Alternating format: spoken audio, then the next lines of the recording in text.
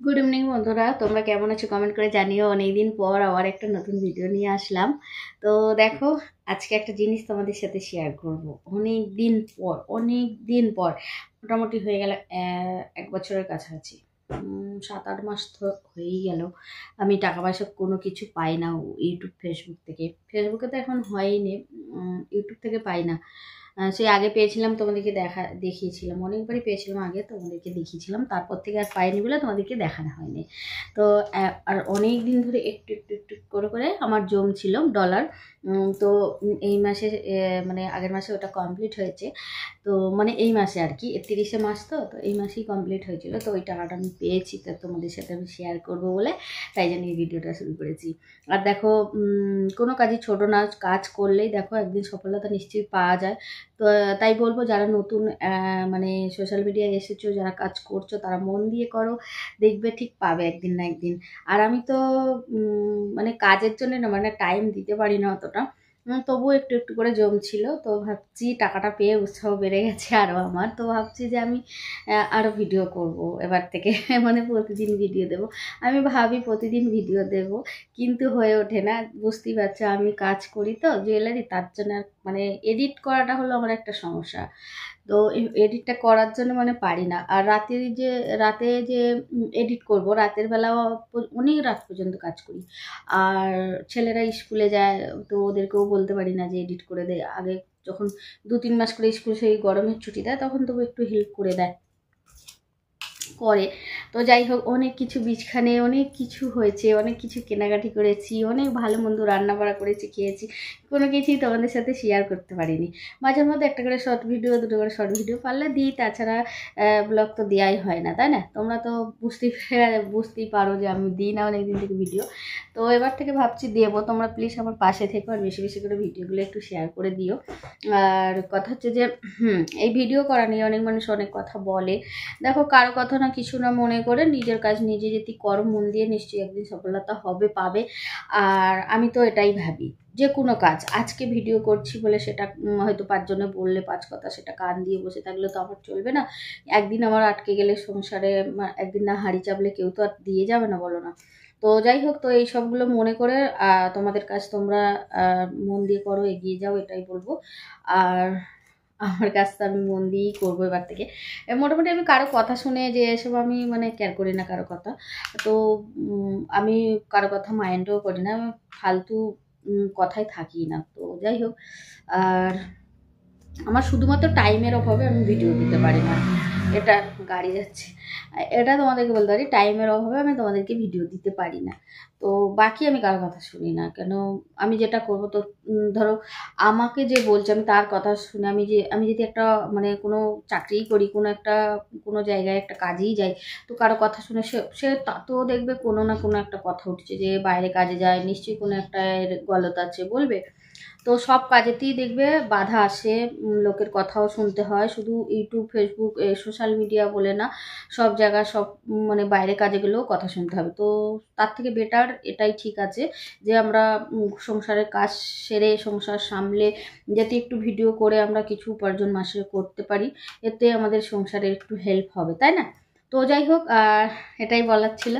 অনেক কিছু বলে ফেললাম, হয়তো অনেক জ্ঞান দিয়ে ফেললাম, অনেক সবাই ভাববে, কিন্তু না, যেটা সত্যি সেটাই বললাম। আর আমি সত্যি বলতে পছন্দও করি। আমি মানে পিছনে যে বলে না, কুকুর তো ঘেউ ঘেউ করবি, তো ওইসব কথায় কান দেবে না। আর আমি পিছনে ঘেউ ঘেউ করাগুলো পছন্দও করি না। যে বলবে সামনে বলো, হ্যাঁ, তার রিপ্লাই নিশ্চয়ই দেবো, সামনেই দিয়ে দেবো। আর কথা হচ্ছে, হ্যাঁ, একটাই বলবো আমি, যে হ্যাঁ, আমি একটু ভিডিও মানে আগে প্রথম প্রথম চ্যানেলটাকে ভাইরাল করার জন্য হয়তো একটু হট ড্রেস পরে ভিডিও করতাম।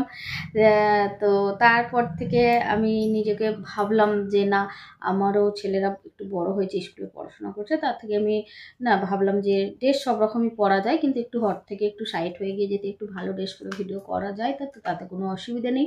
তো যাই হোক, এই পর্যন্তই। চলো, টাকা রাখাই। এগুলো সব 200 টাকা করে নোট, তো তার জন্যে না আমি সব আলাদা আলাদা করে রেখেছি। দাঁড়াও, একসাথে করে নিই।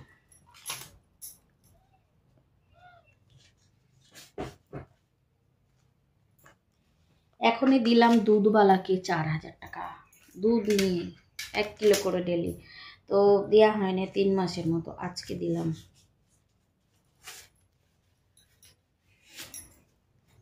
এইগুলো শুধু 500 টাকা করে নোট। তোমরা কিন্তু আন্দাজ করে নেবে যে কত টাকা, মানে কত টাকা এর মধ্যে আছে।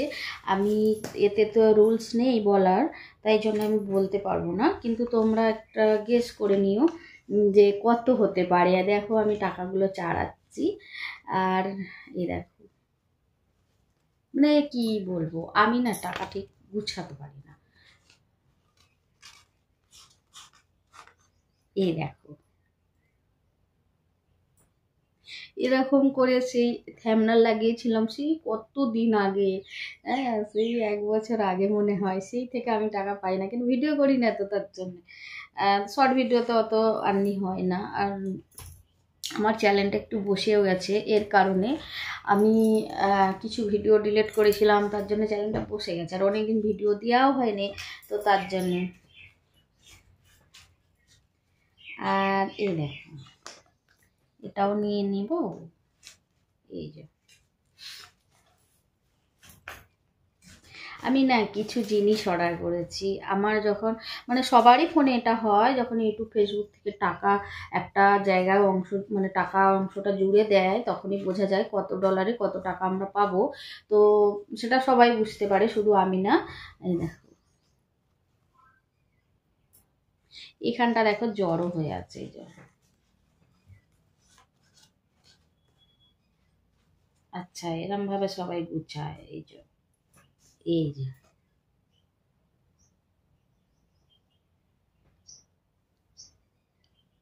এটা থ্যাম্বনেল লাগানোর জন্য নিচ্ছি। তো এই দেখো, এতে এই যে, এই দেখো কতগুলি হবে বলো তো। এতে একটা কি হতে পারে, দাঁড়াও আমি ইয়াদ করি কি হতে পারে এতে।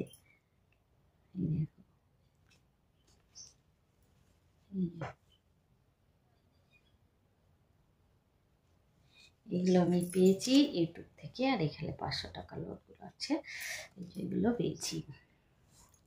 ঠিক আছে, বুঝতে পেরেছ। আর এতে হচ্ছে এই টাকাটায় কি কেনা যাবে।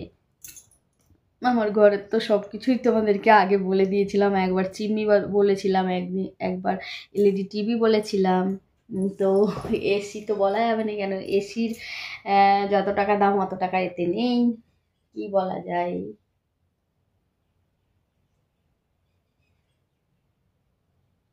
ক্যামেরা, ক্যামেরা তো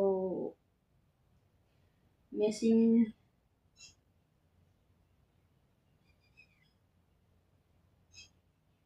ক্যামেরার মেশিন, ক্যামেরা,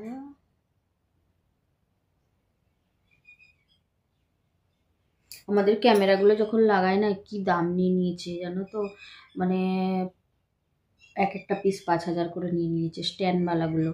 আর আমি এইবারে একটা লাগালাম কিছুদিন আগে, ওই যে বলছি বিছখানে অনেক কিছু হয়ে গেছে, তোমাদের যে ভিডিও দিইনি, একটা লাগালাম, ওতে না ওতে আমার লেগেছে 2300 টাকা জানো। তো আমি অবাক হয়ে গেছি, তো আমার থেকে কত বেশি নিয়ে নিয়েছে। এটা অন্য লোকের থেকে 1 পিস লাগিয়েছি, আর বাকি চারটে আমি অন্য জায়গা থেকে মেশিন, মানে পুরো সেটটাই এনেছিলাম আর কি, পুরো সেট আপটা। তো ওখানে আমার 25,000 টাকা পড়ে গেছিলো, 4টে ক্যামেরা আর মেশিন, মানে ওর সেট আপটা।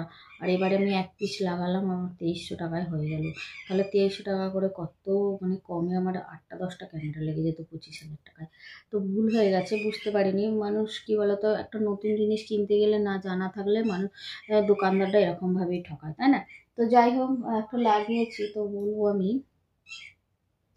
আমার ক্যামেরার সেট আপটা ওই যে বললাম 20 থেকে 25 নিয়েছিল, আর ক্যামেরার দামের থেকে একটু কম হবে, সেই টাকাটা এর মধ্যে আছে। ঠিক আছে, বুঝতে পেরেছ। তো চলো, অনেকদিন পর একটা ভিডিও তোমাদেরকে দিলাম, আশা করি তোমাদের এই ভিডিওটা ভালো লাগবে। আর হ্যাঁ, আজকে যেহেতু আমি ভিডিওটা করছি, এর আগে কিন্তু আমি অনলাইনে অনেক কিছু অর্ডার করেছি, সেইগুলো নিয়ে একটা ভিডিও করব, এটা তোমরা কালকে পেয়ে যাবে।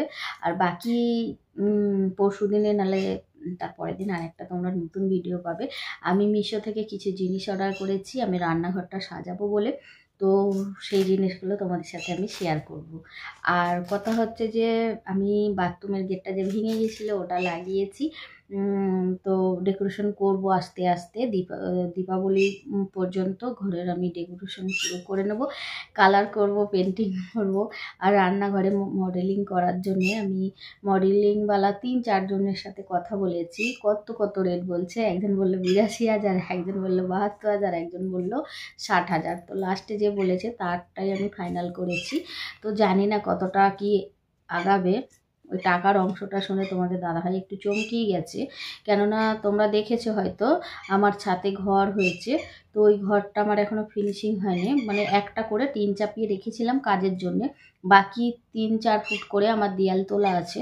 তো তোমাদের দাদাভাই মডেলিং কিচেনের জন্য যে টাকাটা খরচা হবে ওটার জন্য একটু মানে কিন্তু করছে, এই জন্যেই যে মানে ওই টাকাটায় আমার উপরের ঘর অনেকটা এগিয়ে যাবে। তো তার জন্য আমাকে মডেলিং কিচেনটা করতে দিচ্ছে না, তো তার জন্য একটু রাগারাগি, মানে আমি মনটা একটু ঝিমে গেছি। আর যেহেতু সামনে আমাদের রান্না পুজো আসছে ভাদ্র মাসে, তো মনে হচ্ছিল যে রান্নাঘরটা মডেলিং করে ফেললে তাহলে আমার একটু রান্না করতে ভালো লাগবে, মজা লাগবে, একটু সাজাবো, রান্নাঘরে কত কি রাখা যায় সেগুলো রাখবো। তো অনেক কিছু মনের ইচ্ছা ছিল। দেখবে একটা মানুষ যখন ইচ্ছা হয় কোনো কিছু মানে করার, সেই জিনিসটা না করতে পারলে তার মনের ভেতর কতটা কষ্ট হয় এবং ভালোও লাগে না, কোনো এনার্জি পাওয়া যায় না কাজের দিক দিয়ে। তো সেইটা আমার মধ্যে এখন হচ্ছে, যতক্ষণ না করতে পারছি আমি ততক্ষণ শান্তি পাচ্ছি না। জানি না এই রান্না পুজোর আগে হয়ে যাবে নাকি রান্না পুজোর পরে হবে, তবে আমি মডেলিং করছি, তোমাদেরকে জানালাম একটু। আমি যখন করব নিশ্চয়ই তোমাদের সাথে শেয়ার করব, ব্লগ না দিতে পারলেও ছোট করেও শেয়ার করব। তো চলো আজকের মতো ভিডিওটা আমি এখানেই শেষ করছি। আশা করি তোমাদের ভালো লাগবে। যদি ভালো লেগে থাকে তোমরা একটু বেশি করে শেয়ার করো প্লিজ, আর আমার পাশে থেকো। আমি ভাবছি এবার থেকে তোমাদেরকে ভিডিও দেবো। বাই বাই, ভালো থাকবে সবাই।